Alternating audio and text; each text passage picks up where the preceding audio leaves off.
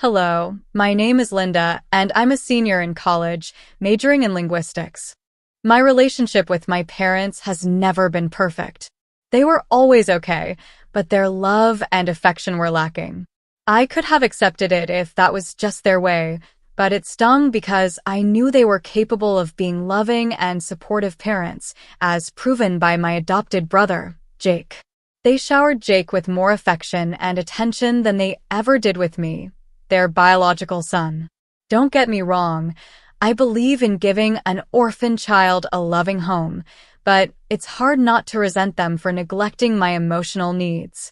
Our differences became unbearable when I entered college. Jake was still in high school while I had to fend for myself, covering my tuition and living expenses at the mere age of 18. Facing substantial financial challenges, I reluctantly approached my parents for help, hoping for some support. However, they coldly refused, claiming I was old enough to provide for myself. They argued that their responsibility was to make me self-sufficient, having already cared for me until high school. It felt like they had abandoned me, treating me like a mere foster child and tossing me aside when I came of age.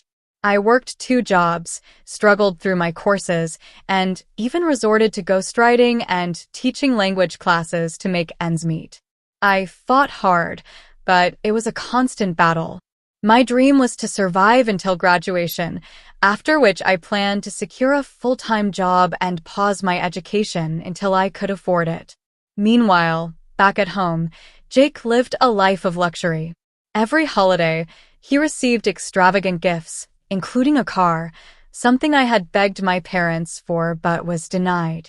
I saved every penny for my tuition while he enjoyed their financial backing without a worry in the world. This year, as Jake prepared for college, my parents not only paid his tuition but also covered all his expenses, from his dorm to his car's insurance. The disparity between their treatment of us was a harsh blow. I couldn't bear it any longer. Borrowing a friend's car, I drove home, finding their nonchalant attitude about the situation infuriating. When I unexpectedly appeared, my mother feigned concern, but it was too little too late. The resentment I felt towards my parents and the unfairness of their actions had reached its breaking point. I could have mistaken my mother's expression for concern, but it wasn't Thanksgiving or Christmas, and she had made it clear that those were the only times I was welcome in their home.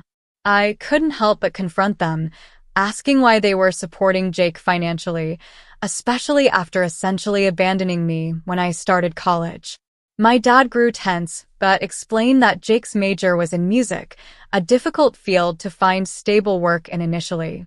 They felt compelled to assist him.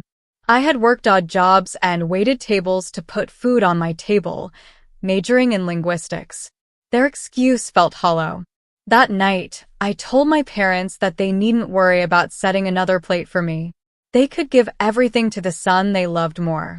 Walking away, I felt a mix of relief and sorrow. I was crushed, unable to comprehend why they never loved me. My resentment towards Jake grew. I recalled moments when my parents had showered me with attention, taking me out to play, and my mom cooking my favorite breakfast.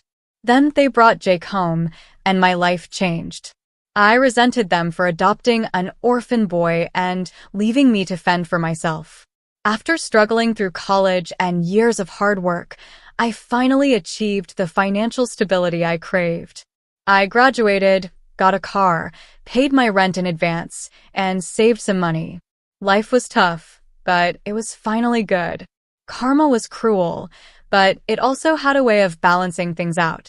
3 years later, Jake called me in the middle of the night, begging me to pick him up from California while I lived in Chicago. Reluctantly, I agreed, sensing fear and sickness in his voice. When I arrived, I found him in a pitiful state, unkempt, soaked from the rain, and his eyes bloodshot. As he hugged me and began crying, I knew what was coming. He was begging for money. Despite my hatred for him, his desperation almost evoked pity, but I steeled myself against it. I asked him to explain his homeless situation, but all he did was plead for money, claiming he owed it to someone who would kill him if he didn't repay. I had neither the time nor the money for this, but he was still my brother. I couldn't just abandon him. We grew up together. I had known him since he was just 3 months old. Despite my frustration, I decided to take him to my place, hoping we could discuss his situation there. He fell asleep within 15 minutes of the drive.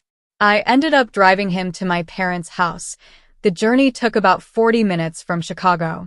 I felt it was necessary for my parents to see the result of all the money they had poured into Jake. Perhaps it was a move of both concern and retribution, but deep down I knew I was wrong too. Upon my arrival at my parents' house around 2 o'clock in the morning, I was nervous. The last time I had spoken to them was when I confronted them about their parenting. Since then, there had been silence. Even my mother, who lived less than an hour away, never bothered to visit or check on me. But now they could see the consequences of their choices. I rang the doorbell, and it took 15 minutes for my parents to come downstairs, dressed in their robes. They glanced at me, then at Jake, who was barely aware of his surroundings. Surprise flickered in their eyes, not for Jake's state, but for my unexpected presence. They were aware of Jake's struggles with drugs. I brought Jake inside, laying him on the living room couch, and then explained the situation to both of them. They looked pained. I was about to leave when my mother stopped me, insisting. I decided to stay for some coffee despite the palpable tension, compelled by a desire to understand the complexities of the situation with Jake. We sat at the kitchen table, and my mom began explaining the situation. Apparently, Jake had dropped out of college, and a year later, he found himself in trouble, or rather, trouble caught up with him. The authorities called Dad, informing him that Jake had damaged campus property and had to pay for it. My dad did pay, but he was deeply disappointed. He confronted Jake, urging him to come home and enroll in a community college, at least to complete his education before finding work. However, Jake refused and tried to sever ties. Then the worst happened. Some thugs came to our house, threatening my dad that they would harm Jake if their money wasn't returned. Dad paid them off, attempting to bring Jake home, but he fled. 2 days later, they found him in California, where he had fallen into drugs. My mother began to cry at this point, revealing that they had placed him in a rehab facility in California 4 months ago. That was the last time they had seen him before I brought him back home. I had no immediate solution to offer, so I left. However, I can't deny that I felt a strange sense of relief when both my parents hugged me and invited me to dinner this Thanksgiving. I wondered if I was wrong for feeling a twisted sense of joy over my brother's downfall.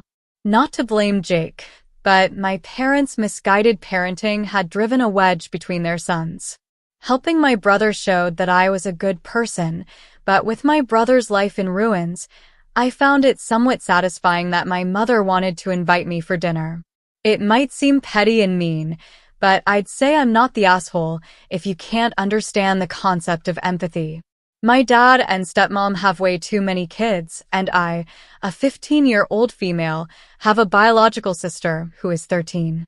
We also have 7 adopted siblings, 3 boys and 4 girls, most of whom have some issues. Living with them is like walking on eggshells. This story centers on Abby, the oldest of the adopted kids at 15. They just took Abby in a few months ago and are in the process of adopting her. Before Abby, my dad and stepmom claimed they were done fostering and adopting kids. However, they made an exception because 2 of the girls they adopted 3 years ago are Abby's biological sisters. I have to say, Abby is probably the most challenging among the adopted kids. She doesn't talk much when we're all together. She just sits next to my stepmom or one of the nannies. She's also quite possessive about her things. For instance, if she has a pack of cookies and I eat one, she won't touch them anymore and will look for something else to eat. The same goes for video games. She enjoys playing Minecraft and will let us join her, but if we mess with anything she's built, the entire world becomes ruined for her. To address her eating habits, my dad and stepmom put a snack bar in Abby's room because there are days when Abby won't leave her room, and sometimes she won't allow anyone in. They hope this will encourage her to eat on those days. I once checked out Abby's room when she was in therapy and noticed she had a stash of really good snacks in there. She's also a music enthusiast and owns a collection of headphones, including AirPods Pro, AirPods Max, two different kinds of Bose headphones, and another kind that I can't identify. Abby came with one of the Bose headphones, but the rest were gifts from my dad, stepmom, and their family. She's constantly obsessed with having her headphones on and ensures they're always charged. One day, Abby, my stepmom, and my sister were hanging out in my dad's room. I needed headphones but couldn't find mine, so I ventured into Abby's strictly off-limits room, an area accessible only to my stepmom and one of the nannies. I borrowed her AirPods Max and grabbed a fruit roll-up and a bag of cookies from her snack bar. I intended to charge the headphones and return them once I was done using them. When Abby discovered someone had been in her room, she threw a tantrum. It took my stepmom and the nanny the entire day to calm her down. They eventually found out that I had entered her room and tried to reprimand me. I felt Abby was overreacting and, if anything, she should be the one facing consequences for her tantrum. In response, they attempted to ground me. Feeling unfairly treated, I called my mom and explained the situation. She came to pick me up to avoid my grounding due to Abby's outburst. Now, my dad is upset with me for breaking the rules and going to my mom to escape punishment. I wanted to know if I was in the wrong. I messed up. I was in the wrong. It's apparent now that Abby might be autistic or might have suffered from abuse in her past. There's a reason her room is off limits, a reason she acts the way she does. What's worse, it seems like she's never done anything to warrant such casual disregard for her boundaries. If I were your dad, I would insist you stay at your mom's until you're ready to apologize and accept your grounding. I would also extend the grounding for playing the card of going to your mom's to avoid punishment. You're the one at fault here. Foster kids, especially when new to a family, can be very difficult and struggle to adapt. That doesn't make you or her a bad person. However, what makes you wrong is going into her room, knowing it's off limits, and stealing, not borrowing, her things.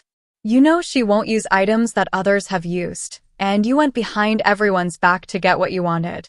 Shifting gears, my mother passed away last year, and we're nearing the end of the legal process in just a few weeks.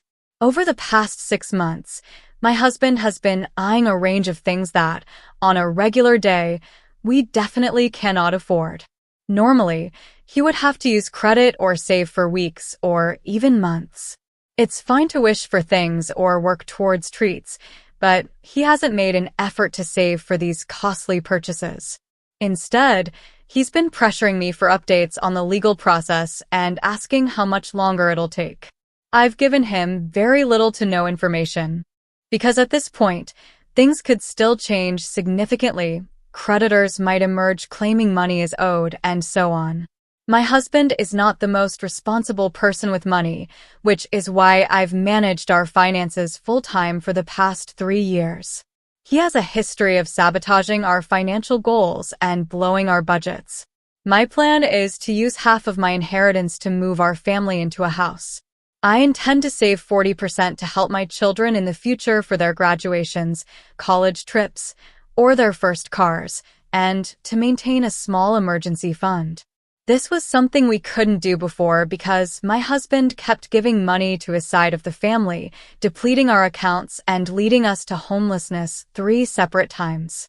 I understand the importance of helping family, but it's difficult for me to grasp the idea of allowing my 3 children and me to become homeless just because an adult family member can't be responsible enough to pay their own bills or stay out of legal trouble.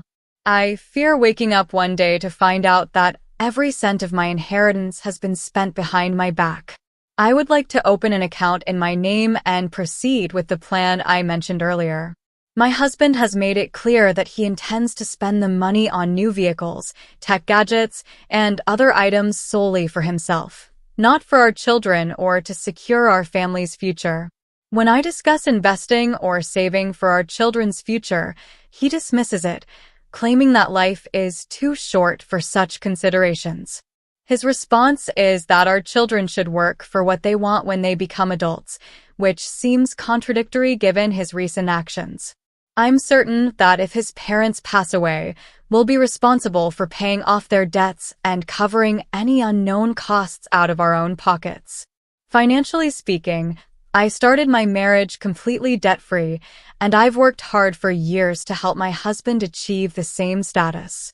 However, in the past decade, he has paid off his parents' credit card and IRS debts. They live paycheck to paycheck and believe saving money is pointless. I'm not sure if I'm making the right choice, but I simply want my children to experience the same happy and stress-free childhood I had. Am I in the wrong here? Not the A****. Seek legal advice to set everything up in a way that prevents him from having any claim to the money. Open a separate account without his name on it, and avoid putting his name on the house deed. Regarding the debts of his parents, if you are in the US, you won't have to pay them. It comes out of their estate, and if there's no money in the estate, it doesn't come from your family's funds. You might consider lying to him about the amount and the timing, telling him it's a fraction of the true amount and that it will take 2 years to receive. This would give you time to figure out how to safeguard the money from his impulsive spending. Consult a lawyer soon, as nothing prevents him from opening new credit cards and charging extravagant purchases with the intention of paying them off using your inheritance.